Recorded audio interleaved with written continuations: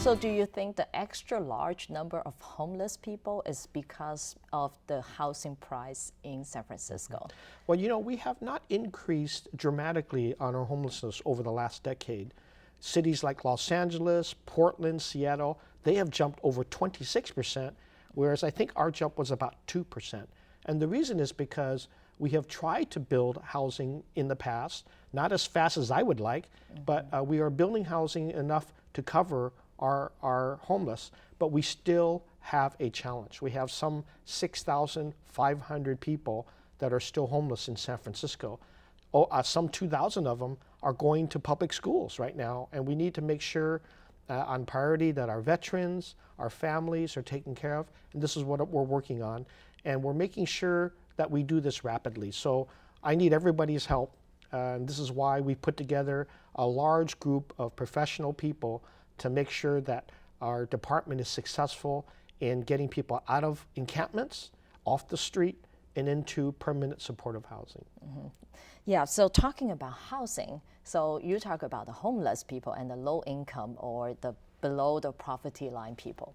But talking about middle class, because San Francisco is getting so expensive, like a one unit, like a 1-bedroom unit, it could cost you like $2,000-3,000, to a lot of middle income, like middle class people, they can't even afford that. Even those high-tech company employees, they can't even afford to live in the city. Yeah. So how would you do about that part? Well, first of all, the pricing is so high because the supply is still low. And recently, this last 6 months, the price has stopped going up really high. And the reason for that is because now the supply that we're building, the 30,000 units that we talked about, we've got 10,000 already being built. And I think that's beginning to have an impact on the market. So the prices are not going to go as high as they used before. They're going to steady out because supply is catching up. All of our experts, financial, realty experts know if we increase that supply, then believe the demand will subside a bit and the prices will come back down to a little bit more normal. And we're seeing that happen now. And what I have to do, and what I think the rest of the city needs to focus, let's keep building that housing.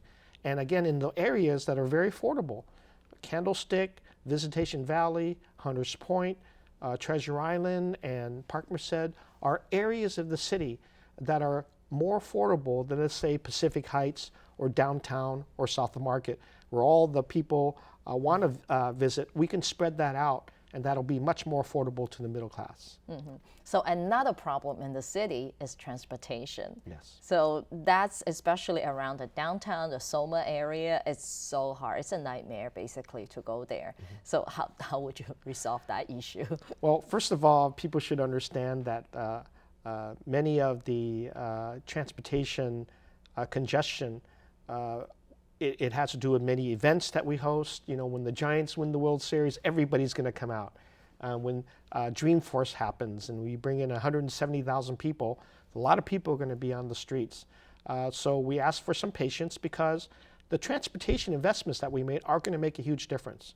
We're building, of course, one of the most important transportation systems that we ever have built, the Central Subway.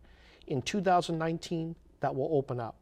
We are investing in our municipal transit system where the ridership is increasing. And as we improve that, then I think we're going to get more cars off the street. I will ask people in the entire Bay Area, do not drive alone in their own cars unless it's absolutely necessary, because our investment in public transportation will help make sure that you don't need to find a parking space, that you can use the routes a little more clearly, because public transportation or using bikes or using ride sharing are all going to be very good options for people to have. And we want to be a city that has multiple transportation options. So before the end of the segment, so I have another question real quick. It's about the parking. Like when you go to the downtown area in San Francisco, especially like around the Union Square area or Chinatown area, parking is another nightmare. Well, we are encouraging people to go to our garages. We have now the ability to do price point differences in our garages. We actually have put sensors in all of our parking spaces, street and garages, so that we can do dynamic parking prices. And we'll try to incentivize people to go into the garages, not to circle around looking.